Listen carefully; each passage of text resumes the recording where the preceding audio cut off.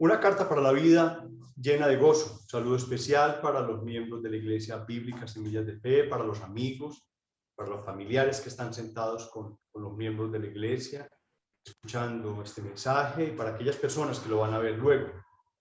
Proseguir a la meta, esta porción que tenemos entre el versículo 8 y el versículo 11 del capítulo 3. Vamos a leerlo nuevamente, como lo hemos venido leyendo estos últimos fines de semana. Versículo 8 al 11 del capítulo 3, y dice así la inerrante y todo suficiente palabra del Dios Altísimo, de nuestro santo y bueno Dios.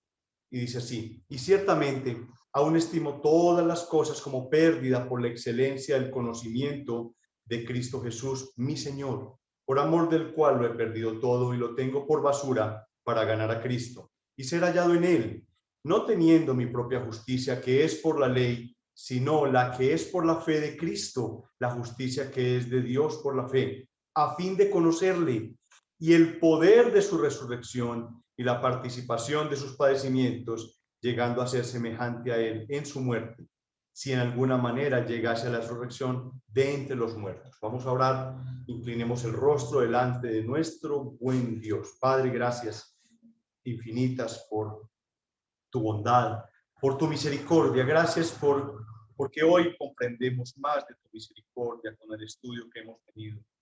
Has sido misericordia desde siempre. Quizás tu misericordia grande se mostró desde antes de la fundación del universo, cuando ese consejo eterno de redención escogió de entre toda esa masa de pecadores, de entre todos los desobedientes, los orgullosos, los idólatras, asesinos. Habías escogido un pueblo para ti, un pueblo que ibas a santificar por los méritos inmensos y grandes de nuestro amado Jesucristo. Señor, esos méritos los tenemos, ese poder de Cristo lo tenemos para nosotros. Permítenos hoy que por tu Santo Espíritu lo podamos comprender y asirnos a ellos y pegarnos a ellos, Señor. Así que en tus manos estamos. Bendícenos, bendice tu iglesia, bendice este día, Señor.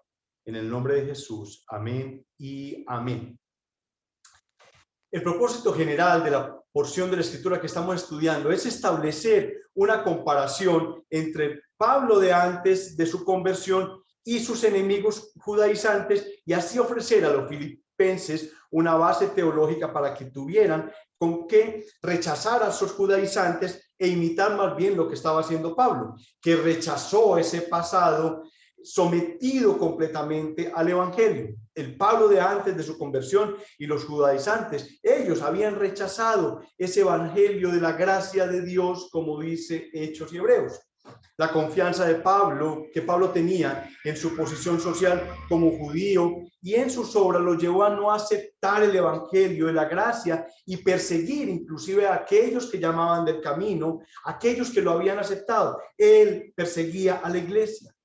Los judaizantes siguen el mismo camino porque predican que además de esa fe en Cristo y en las obras de Cristo, además de eso, hace falta cumplir algunos ritos, que es lo que hemos venido explicando en estos días. Cuando a ti se te ocurra o piensas o lees o alguien te diga que tienes que agregarle a Cristo algo para la salvación, esa persona es un judaizante. Esa persona te está llevando por fuera de tu fe legítima, por fuera de la gracia.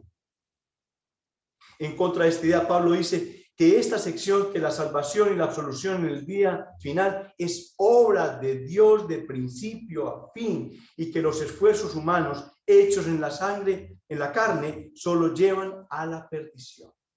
Venimos estudiando esa porción de la Escritura que llamamos proseguir a la meta.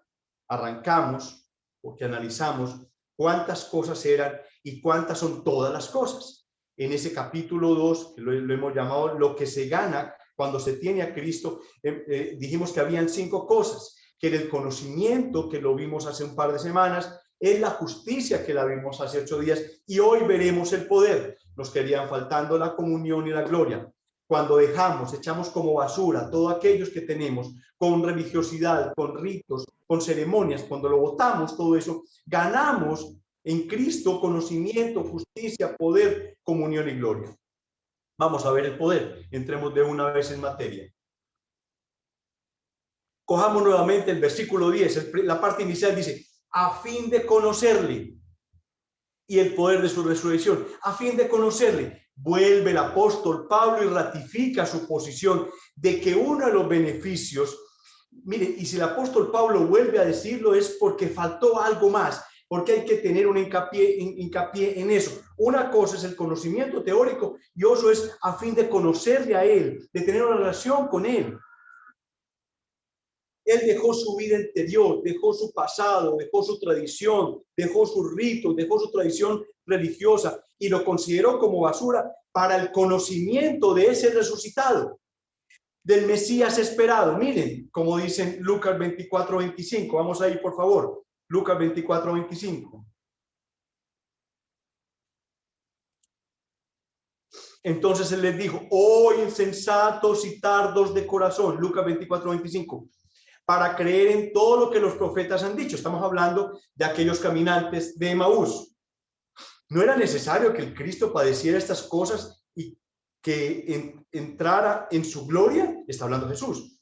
Luego dice así: y comenzando desde Moisés y siguiendo por todos los profetas, les declaraba en todas las escrituras lo que de él decían.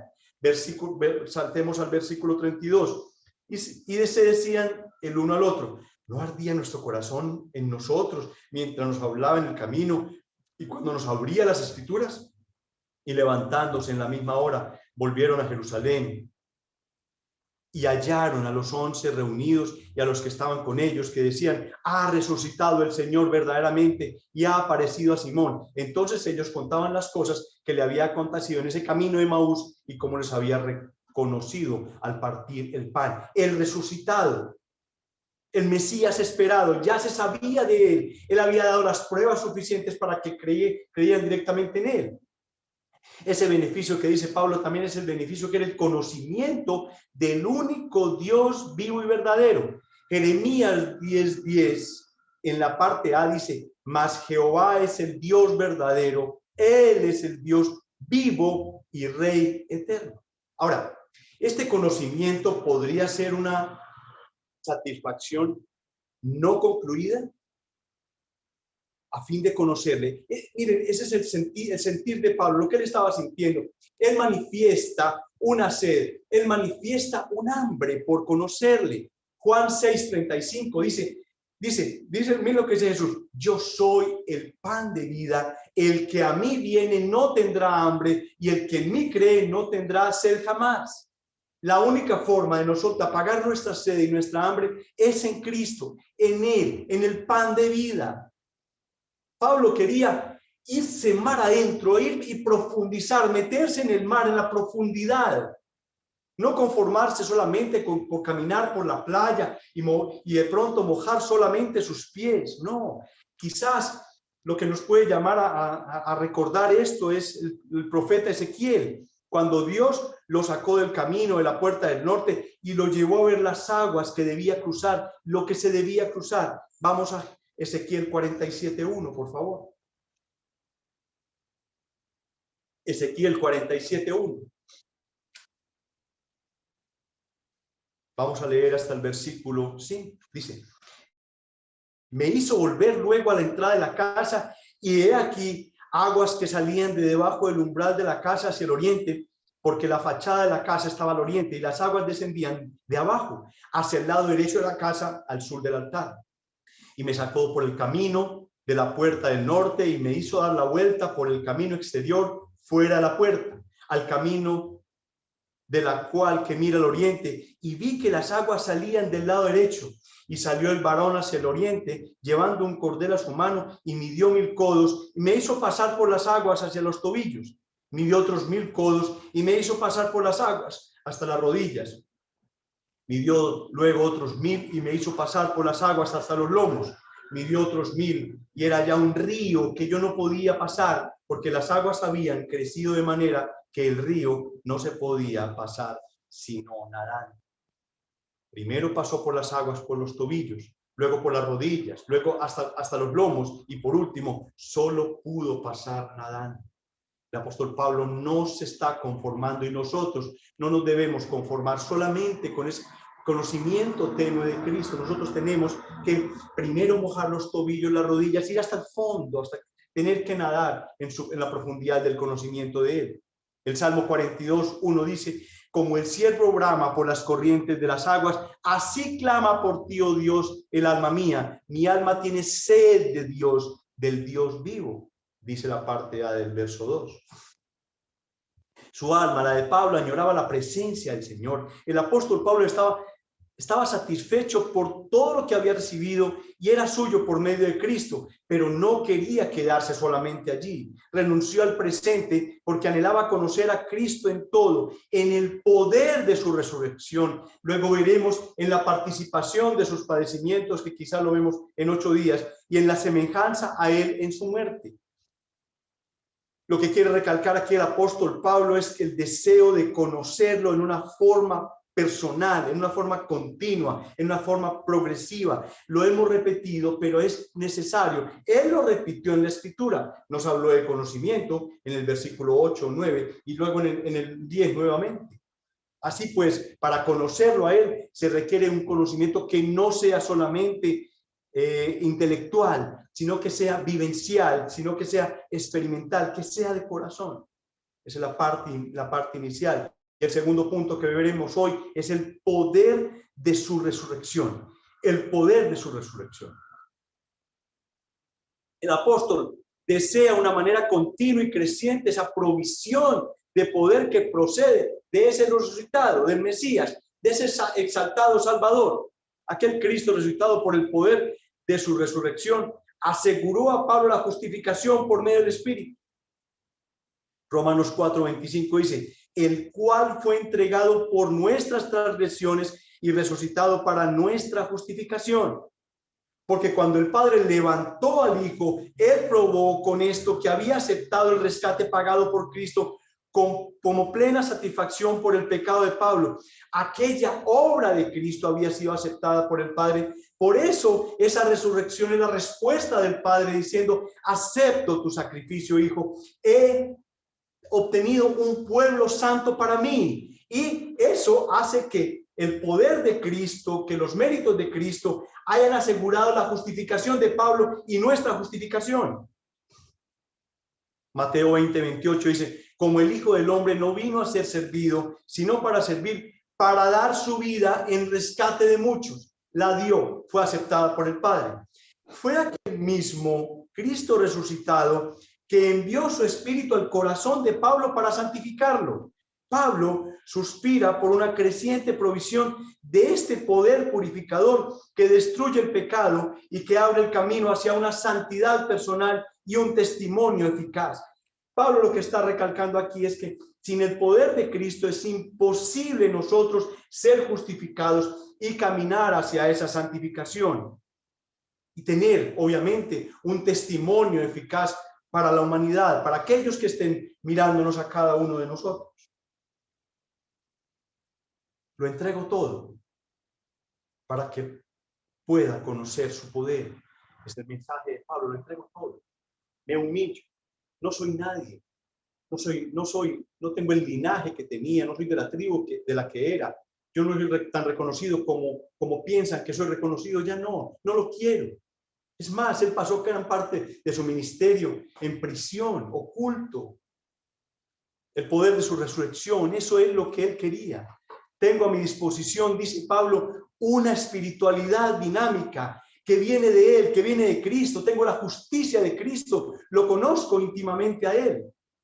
En Daniel 11:32, en la parte B, dice: mas el pueblo que conoce a su Dios se esforzará y actuará. Nosotros tenemos que profundizar cada vez más en Cristo Jesús, porque es la única forma en que nosotros nos esforzaremos, es la única forma en que nosotros nos actuemos.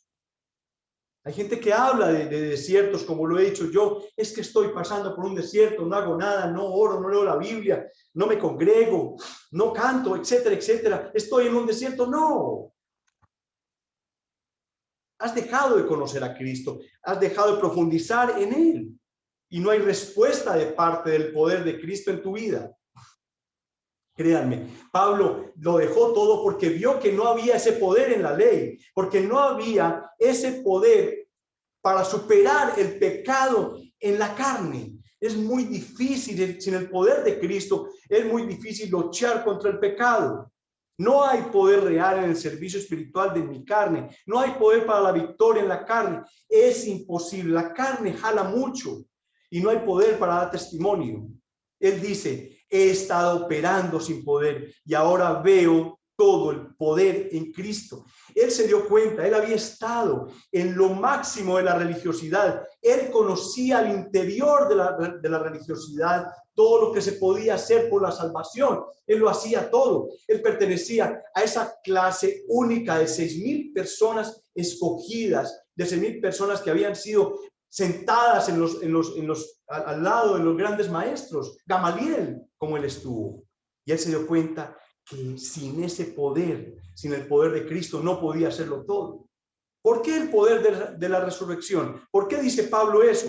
Porque fue en la resurrección que Jesús demostró de manera más fehaciente, de manera más real, más poderosa la magnitud de su poder.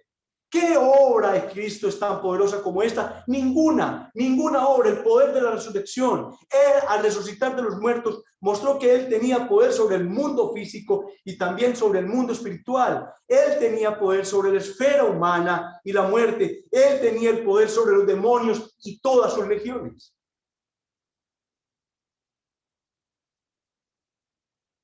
Pablo se podría preguntar, ¿por qué voy a botar toda la basura? Es que de un momento a otro voy a dejar. Mi giro es de 180 grados. Voy a pertenecer a aquellos que yo perseguía, a aquellos que yo mandaba matar, a aquellos que yo mandaba encarcelar. Voy a pertenecer a aquellos a los cuales fraccioné sus familias.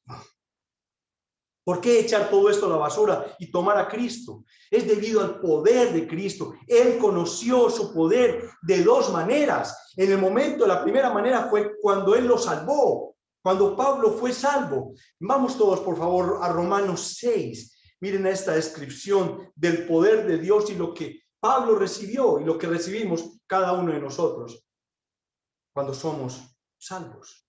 Romanos 6, 4 en adelante. Porque somos sepultados juntamente con él para muerte por el bautismo, a fin de que como Cristo resucitó de los muertos por la gloria del Padre, así también nosotros andemos en vida nueva. Andemos, es un presente continuo, no es un futuro, no, estamos andando en vida nueva. Versículo 5. Porque si fuimos plantados juntamente con él en la semejanza de su muerte, así también lo seremos en la de la resurrección. No, esto es para enmarcar, sabiendo que nuestro viejo hombre fue crucificado juntamente con él. Nosotros, esa naturaleza pecaminosa nuestra, fue crucificada juntamente con él, para que el cuerpo del pecado sea destruido, a fin de que no sirvamos más al pecado. Nosotros, los redimidos del Cordero, no le servimos más al pecado. ¿Que pecamos? Sí, porque hay rastros de naturaleza caída en nosotros, pero nosotros no le servimos al pecado. No pecamos hoy, el mismo pecado mañana, pasado mañana, como lo hacíamos antes, y acumulábamos un fardo sobre nuestras vidas que pesaba. Versículo 7. Porque el que ha muerto ha sido justificado el pecado. Ya somos justificados. Y si morimos con Cristo, creemos que también viviremos con él, sabiendo que Cristo, habiendo resucitado a los muertos, ya no muere. La muerte no se enseñoreará más de él. Versículo 10. Porque en cuanto murió al pecado, murió una vez por todas, mas en cuanto vive, para Dios vive. Así también vosotros, nos está hablando el apóstol a nosotros, nos está hablando el Espíritu Santo a nosotros, dice, así también vosotros consideraos muertos al pecado, pero vivos para Dios en Cristo Jesús, Señor nuestro. ¡Wow! ¡Wow! El poder de Cristo. Pablo fue sepultado en Cristo en su muerte, resucitó con Cristo para caminar en vida eterna. Estando él en la cárcel, ya había resucitado con Cristo Jesús. Entonces Pablo ya ha experimentado el poder de la resurrección en su salvación. Nosotros, los que tenemos la salvación, aquellos que hemos sido llamados con ese llamamiento santo, ese llamamiento que es completamente eficaz. Nadie es capaz de rechazar el llamamiento de Dios. Toda persona que viene a Cristo en un sentido espiritual, morimos con Cristo y resucitamos. Ya hemos recibido ese poder. Entonces, El poder de resurrección está en vosotros. Ese poder continuará siendo un recurso para conquistar la tentación, para poder vencer las pruebas, esas pruebas que nos harán fuertes nosotros ahora que somos débiles. Y ese poder de Cristo nos hará fuertes ante las pruebas, el poder de dar testimonio, que la gente vea en nosotros que nosotros somos diferentes y tener esa valentía de poder tener el estandarte del Evangelio, el estandarte de Cristo en nuestras manos, y que lo mire el que lo mire, que lo vea el que lo vea, que sea imposible el día que estén asesinando cristianos, que sea imposible que nosotros podamos disimularlo. No, tú tienes que ser cristiano, no, es que tienes que ser cristiano. Así me digas que no eres, no, tú eres cristiano y te vamos a matar. Colosenses 1:11 dice así: fortalecidos con todo poder conforme a la potencia de su gloria, para toda paciencia y longanimidad, conforme a la potencia de la gloria del Señor. ¿Hay un recurso limitado? No, es un recurso completamente ilimitado. Pablo quería ese poder por el cual habló también a los Efesios en el capítulo 3, versículo 20, cuando les dijo: y a aquel que es poderoso para hacer todas las cosas mucho más abundantemente de lo que pedimos y entendemos, según el poder que actúa en nosotros. ¿Por qué estamos en Cristo? ¿Por qué Pablo estaba en Cristo? ¿Por qué? Debido a que en Cristo hay poder. Hay poder que ayuda a luchar contra el pecado. Hay poder que ayuda a luchar contra la tentación. Hay poder como ese don de servir, para potencializar el don de servicio que nosotros debemos tener para con nuestros hermanos y quizás para el resto con el mundo. Y hay poder para exhibir un testimonio firme, un testimonio lleno de piedad delante de la humanidad, y para poder sobrellevar las pruebas, que muchas veces son pruebas difíciles y necesitamos un poder sobrenatural. Es Cristo. Es Cristo. La declaración de Cristo en Mateo 28:18 es una afirmación absolutamente maravillosa. Miren cómo dice: toda potestad me es dada en el cielo y en la tierra. Mateo 28:18. Toda. No es un poquito. No la comparto con el hombre. No. Toda potestad me es dada en el cielo y en la tierra. Y esta potestad significa, viene la palabra autoridad, que significa que Cristo tiene el poder de mandar, el poder de hacer, el poder de dominar. Y Él espera que todos sus hijos, sus hermanos, los miembros de la iglesia, aquellos que han sido salvos, nos sometamos a esos mandamientos, a obedecer a Dios. El poder, ese poder de Dios no viene de este mundo, sino que viene de Dios. El poder de Cristo fue evidente en su nacimiento milagroso. María dio a luz a un hijo que fue engendrado por Dios y no por el hombre. Mateo 1:19. Vamos a ir, por favor. Mateo 1:19.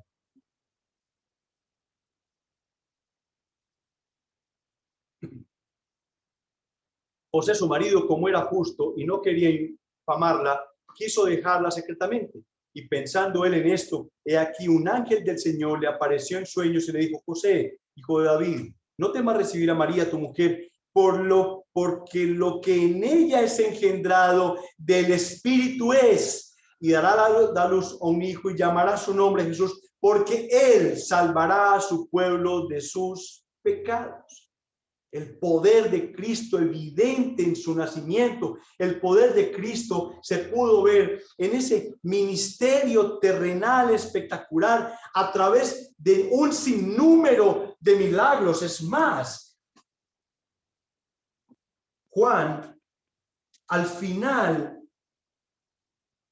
dice, Juan en su evangelio dice, y hay también otras muchas cosas que Jesús hizo, las cuales si se escribieran una por una, pienso que ni aún en el mundo cabrían los libros que se habrían de escribir. Amén, amén. Es más, su ministerio fue inmensamente grande. A través de eso, tantos y tantos milagros y tantas cosas hizo que era imposible que se llevaran a un libro de Dios. Dios permitió que nos entregaran esta porción de la Escritura para nuestra salvación.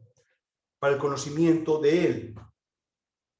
Cristo fue crucificado, murió y después del tercer día Él pudo resucitar de la muerte. Entonces fue exaltado en lo alto, donde está la diestra de Dios, y pronto volverá por los suyos en lo que llamamos la segunda venida. Apocalipsis 22:12. Vamos ahí, por favor. Apocalipsis 22:12. He aquí, yo vengo pronto, y mi galardón conmigo, para recompensar a cada uno según sea su obra. Yo soy el alfa y la omega, el principio y el fin, el primero y el último. El poder de Cristo Jesús se puede ver en su personalidad. Jesús fue y será la personalidad más grande de todo el mundo, de la historia de la humanidad. Cuando Él proclamaba un mensaje de Dios, sus palabras eran completamente impactantes, cambiaba el corazón inmensamente de las personas. Es más, nosotros ahora, 2000 y pico años después, estamos hablando sus palabras, y esas palabras, por el poder del Espíritu Santo, están cambiando vidas, corazones, sociedad, familias. En todos los lugares donde el nombre de Jesús ha sido proclamado, los ideales, inclusive no solamente de personas, sino de naciones, los individuos e instituciones han sido transformados por el poder de Dios. Segunda de Corintios 3:18 dice: por tanto, nosotros todos, mirando a cara descubierta como en un espejo la gloria del Señor, somos transformados de gloria en gloria en la misma imagen como por el Espíritu del Señor. Y en Romanos 12:1 y 2 dice: así que, hermanos, os ruego por las misericordias de Dios que presentéis vuestros cuerpos en sacrificio vivo, santo, agradable a Dios, que es vuestro culto racional. No os conforméis a este siglo, no, sino transformaos por medio de la renovación de vuestro entendimiento, para que comprobáis cuál es la buena voluntad de Dios, agradable y perfecta. El poder de Dios en su personalidad, la persona más extraordinaria, partió la historia de la humanidad en dos: antes de y después de. No es antes de Mahoma y después de Mahoma, no es antes de Alá y después de Alá, no es antes de Shiva y después de Shiva, no, es antes y después de Cristo. Siempre ha sido así, siempre será así. Nadie podrá cambiar nada de eso, ni los ateos, ni los agnósticos podrán cambiar eso. Es más, cuando ellos estudian cualquier cosa, hablan de un filósofo 2000 años antes de Cristo. Siempre están hablando antes de Cristo. No que no existía, no que no existió. El poder de Cristo se vio en su propia vida. Ha sido la única persona en toda la historia del mundo que jamás pecó. Y su carácter fue completamente impecable. Él cumplió la ley de una forma extraordinaria. Cristo ha sido la única persona en toda la historia de la humanidad que ha vivido una vida perfecta y sin mancha. Es más, en el juicio no sabían cómo acusarlo. Tuvieron que levantar testigos falsos, tuvieron que, mejor dicho, hacer de todo para poderlo acusar, para poderlo matar, para poder quitarse ese estorbo encima, porque aquellos fariseos y aquella religión estaba siendo perseguida por las palabras de Jesús. En 2 de Corintios 5:21, Pablo dice: al que no conoció pecado, por nosotros lo hizo pecado, para que nosotros fuésemos hechos justicia de Dios en él. Es el mérito de Cristo. Es el poder de Cristo, es su persona, es su nacimiento, son sus milagros, son sus palabras llevadas aquí por intermedio del Espíritu Santo. Pedro nos dice en su primera epístola, capítulo 2, versículo 22, primera de Pedro 2:22, dice: el cual no hizo pecado, ni se halló engaño en su boca, nunca mintió, nunca engañó a nadie. Todo lo que él dijo se fue cumpliendo palabra por palabra, y todo lo que él dijo se cumplirá palabra por palabra, porque él es el autor de la historia. Cristo es el autor de la historia. Alguien una vez hizo una pregunta: ¿quién ha sido la persona más importante de toda la historia humana? Lo hicieron en un foro, lo llevaron después a un texto, creo que fue así. La respuesta fue Cristo Jesús de Nazaret. Miren, nunca tuvo siervos, sin embargo le llamaban Señor. Nunca tuvo títulos, sin embargo le llamaban Maestro. Nunca tuvo medicinas y sin embargo sanaba a los enfermos y le llamaban el gran sanador. Nunca tuvo ejército, sin embargo los reyes le tenían miedo. Nunca ganó batallas militares, sin embargo Cristo conquistó el mundo entero y nunca cometió un crimen, sin embargo fue crucificado como un criminal. Cristo Jesús nació, vivió y murió y fue sepultado en una tumba prestada. Pero Cristo no se quedó allí, porque al tercer día resucitó de la muerte. Todos los líderes del pasado, aquellas personas de los cuales se ha escrito, quizás no tanto como se ha escrito de Jesús, del presente y del pasado, nunca resucitarán. Ellos murieron y se quedaron ahí están sepultados. Ellos nacieron, vivieron, pero ninguno de ellos resucitó de la muerte como Jesús. Solo Jesús tiene esa fama de haber resucitado. En muchos libros judíos y en muchos libros de historiadores, Josefo, por ejemplo, da testimonio de Jesús. Jesús es y será la única persona de toda la humanidad que vivió, vive y vivirá para siempre. En Cristo tenemos vida eterna. Eso nos tiene que llenar de gozo, porque esta carta es de gozo. Tenemos que tener gozo porque tenemos vida eterna en Cristo Jesús por sus méritos. En resumen, en Cristo hay poder en mi vida. Si estamos en Cristo, hay poder en nuestras vidas. De otra manera, sería absolutamente imposible trasegar por este mundo tan caído. Esa es la razón por la que tengo que dejarlo todo como por pérdida, por basura, decía Pablo, por el poder que hay en Cristo para el alma que cree. Recuerden ahora lo que vimos. Hay misericordia, claro. Hay una misericordia común para el mundo entero, pero hay una misericordia especial para aquellos que Él ha amado desde antes de la fundación del universo. El poder de la vida de Cristo se derrama en nosotros, emana en nosotros para podernos darnos la victoria en esta vida. Nosotros ya tenemos la victoria porque Él ya triunfó. Pablo dice, ¿qué voy a intercambiar por eso? Voy a cambiar toda mi religiosidad, ya que en ella no hay poder. Él se dio cuenta que no había poder. La única manera en que yo puedo conquistar el pecado, y lo vuelvo a repetir, es con el poder de Cristo. Tiene que quedar muy claro en nosotros. Y así nosotros poder tener una vida que sea eficiente y eficaz. Eficiente y eficaz. La única manera en que nuestra vida es eficiente y eficaz es tener el poder de Cristo. ¿Qué gano con Cristo? Ya lo hemos visto. El conocimiento de Cristo, ya lo vimos, y hoy vimos otra parte, porque el apóstol Pablo así lo quiso. Aquí así lo repitió el Espíritu Santo, lo inspiró hacia eso. La justicia de Cristo, que la vimos, es hacer lo justo, hacer lo que Él dijo que hiciéramos. Y el poder de Cristo, que está absolutamente en este momento para disposición de nosotros. Quiero que vamos, por favor, a que encontremos una oración hermosa del apóstol Pablo por una iglesia, la de Éfeso. Vamos al capítulo 3 de Éfeso, versículo 13 en adelante, y vamos a ver una especial oración por parte de Pablo. Miren cómo dice el 13. Por lo cual pido que no desmayéis a causa de mis tribulaciones por vosotros, las cuales son vuestra gloria. No desmayen, estén tranquilos. No piensan que porque yo estoy prisionero, la religión se acabó, Cristo se acabó. O sea, no pasó nada, él te hubiera sacado de ahí.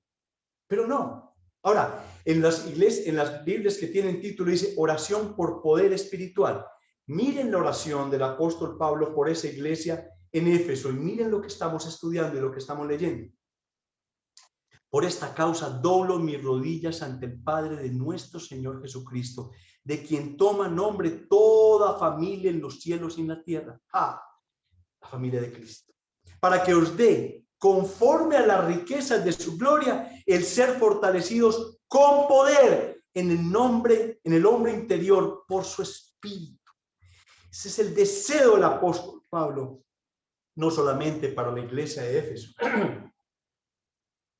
sino para la iglesia universal. Mire, que os dé conforme, o sea, ¿Cómo serán las riquezas de su gloria? Entonces una cosa es que le den conforme a las riquezas de Luis. Una cosa es que le den conforme a las riquezas de Juan José. Pero una cosa es las riquezas de gloria de Cristo, que seamos fortalecidos en el hombre interior por su espíritu. Miren cómo dice, para que habite Cristo por la fe en vuestros corazones, a fin de que, arraigados y cimentados en amor, o sea, plantados en amor, seamos plenamente capaces de comprender todos los santos, cuál sea la anchura, longitud, profundidad y la altura, y de conocer el amor de Cristo, que excede todo conocimiento, para que seáis llenos de toda la plenitud de Dios. Y aquel que es poderoso para hacer todas las cosas mucho más abundantemente de lo que pedimos o entendemos, según sea el poder que actúe en nosotros, a Él sea la gloria en la iglesia, en Cristo Jesús, por todas las edades, por los siglos y los siglos, y el pueblo tendrá que decir amén, amén y amén. Aplicaciones. Queridos amigos, la lucha que ustedes tienen por conservarse socialmente aceptados es una lucha infructuosa, es una lucha inánime, una lucha que no tiene mayor contenido. Tú tratas de vivir de una forma moralmente correcta y quizás te ven bien, impecable, siempre te ven impecable, pero vas a fallar y fallas muchas veces. Quizás tengas una segunda vida. Hubo un libro en los Estados Unidos que hablaba de la segunda vida de los ejecutivos, quizás, no sé si fue de Wall Street o de las empresas grandes, donde uno los veía impecables, ejecutivos impecables, pero eran homosexuales, o eran bisexuales, o eran drogadictos, o consumían drogas, o consumían marihuana, pero uno los veía completamente impecables. Eso es lo que tú estás mostrando en este momento. Para afuera te vemos muy bien, pero está lleno de religiosidad y lleno de pornografía y lleno de una cantidad de cosas que nosotros no, y tu lucha por dentro es, yo no creo que por eso el Señor me vaya a llevar al infierno. Quiero que tú analices lo que dice Lucas 11:24. Lucas 11:24. Miren cómo el hombre lucha, el hombre sin Cristo. Este es un hombre sin Cristo. ¿Cómo lucha en el mundo? Un hombre sin Cristo. Lucas 11:24. Cuando el espíritu inmundo sale del hombre, sí, el hombre moralmente se puso correcto. Dejó de fumar marihuana, dejó de maltratar a su esposa, empezó a proveer nuevamente para la familia, dejó de botar el dinero, de tener una moza, de robar, de mentir. Tenemos vidas, en fin. Ese espíritu inmundo salió del hombre porque el hombre se estaba poniendo muy bonito, muy correcto. Anda por lugares secos buscando reposo y no hallándolo, dice: volveré a mi casa de donde salí. Es un demonio que no lo reemplazó la presencia del Espíritu Santo ni el poder de Cristo. Entonces el demonio va y dice: volveré a mi casa de donde salí. Versículo 25. Y cuando llega, la halla barrida, adornada, muy bonita, se ve impecable. Entonces va y toma otros 7 espíritus peores que él, y entrados moran allí, y el postrer estado de aquel hombre viene a ser peor que el primero. Esa moralidad que tú tienes ahora en algún momento se caerá. Y lo hemos visto, tenemos testimonio de personas que por un tiempo han entrado a quizás grupos que han ayudado a muchas personas como Alcohólicos Anónimos, los han ayudado y de pronto salen de esa situación, pero llega un momento en que caen en alguna desgracia o se ganan la lotería. No tiene que ser desgracia, sino una alegría grande, y con esa alegría grande se disparan otra vez a beber y traen 4 o 5 chicas, etcétera, etcétera. Dice, su postrer estado de aquel hombre viene a ser peor que el primero. Tú en tu moralidad no vas a ser capaz de conservarte estable y vas a caer. Ve a Cristo. Cristo no te defraudará. Él lo dice en su palabra, que te recibirá. Todo el que viene a Él será recibido. Créeme, la palabra lo dice. Ese es mi sustento. Por eso tengo la absoluta seguridad de lo que estoy diciendo a ti. Ve a esa cruz. Tu moralidad no sirve. Eso no sirve. Tu relativismo es relativo, absolutamente relativo. No te sirve de nada tu tu relativismo.